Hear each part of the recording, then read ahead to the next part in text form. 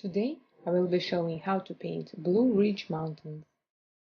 I suggest to use 140-pound watercolor paper, preferably cold pressed. My size is 9 by 7 inches. I will use 3 different brushes. One is wider hockey for wash, medium size, and a smaller size for the detailed painting. You would need 5 colors: Payne's Gray, French Ultramarine, Cerulean Blue, Winsor Red, and raw sienna. Here I will test my colors. And this is my little study and a reference for my painting. Let's begin. I will be starting with sky. First, I will need to wet my paper with the wider brush. Make sure it is moist throughout. I'm not wetting paper all the way to the edges and leaving a little border. It is a good idea to wet your paper twice, because paper will absorb all the water. By mixing French ultramarine and cerulean blue, I will have my first color for the wash of sky. Using medium-sized brush, starting from the top, apply first color, slowly moving to the center. Clean your brush with water and make the lower side of the sky softer. My paper is attached to the wall, but of course you can paint on the table. Mix of Winsor Red and raw sienna is my next color. I collected it on my brush and I'm removing excess of the extra water on the napkin.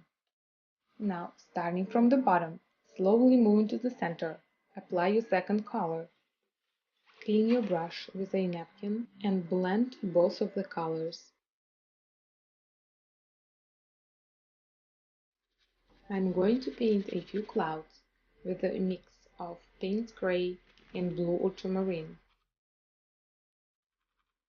It is very important to remember that you can only paint clouds while the paper is still wet. You will have about 10 minutes since you started painting the sky until the paper is dry.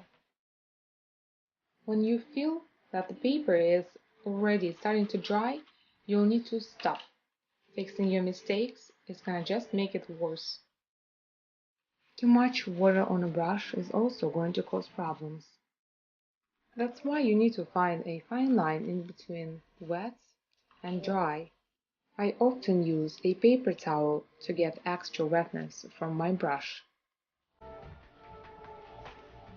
Now you need to make sure that your paper is fully dry. You can either let it dry by itself or use a hair dryer. If the paper is cold when you touch it, then it is not dry yet. Time to paint mountains. I would mix cerulean blue and a little bit of French ultramarine. Color must be very light, as the mountains are the furthest. I slowly would paint peaks of the mountains. Then wet my brush and soften the lower edge. After you are finished to paint the first mountain, you need to again dry it throughout.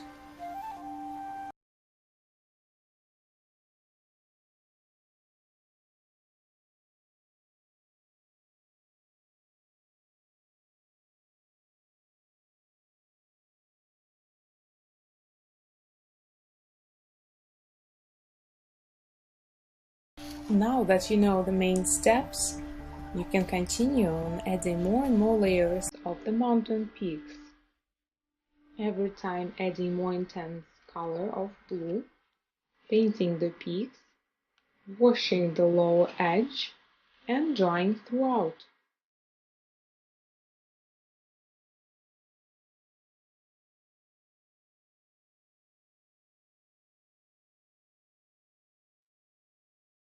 The closer mountains would have some details on them. I would paint trees coming from the tops of the main line. Keep your brush vertical and sometimes come out. If you are not sure if you can do it from the first time, you can always practice on the extra piece of paper. Don't forget to soften the lower edge.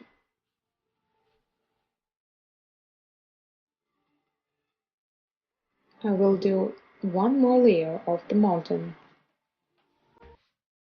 To make the peaks darker, while the paper is still wet, I'm adding darker tones for the top parts.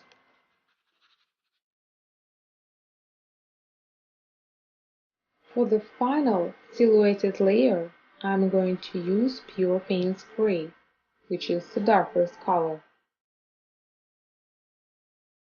Feel free to add more details as grass and rocks. Here goes my crooked pine tree. Nature does straight shapes rarely, that's why I'm trying to keep my branches not straight. Use your imagination while painting the trees. I think 1 or 2 trees is quite enough for this work. These are the last touches of this painting, but don't forget to sign your masterpiece.